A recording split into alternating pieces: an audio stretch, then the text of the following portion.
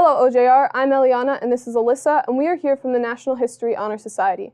A little less than a week ago, Black History Month began, so today we're going to share with you a brief look at some of the major events and figures in African American history since the end of the Civil War.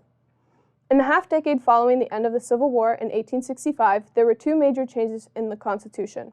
The 14th Amendment, which granted citizenship to all people born in the U.S., including formerly enslaved people, and the 15th Amendment, which gave all men, regardless of race, the right to vote. However, these amendments were far from ensuring the equal treatment of all U.S. citizens, and for this, we can look to the actions and impacts of a few key figures. Throughout his life, Booker T. Washington voiced for equality in education and played a critical role in the development of what is now known as Tuskegee University in Alabama. George Washington Carver was a prominent and important agricultural scientist who was not only the first African American person to receive a Bachelor of Science, but also revolutionized agriculture by developing the crop rotation techniques.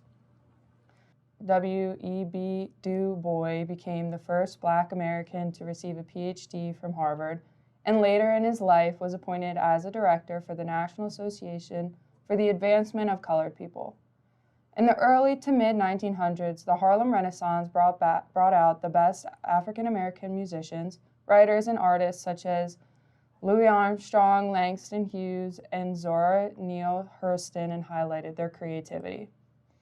In the 1950s and 60s, the civil rights movement came to fruition and critical changes were made in U.S. legislation and U.S. society.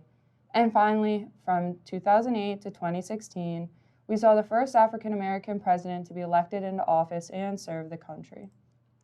Who we have mentioned in the past minute and a half are certainly not all of the African American people that have had a role in building the United States to be what it is today. So we encourage you to do some of your own research and to recognize the achievements of others.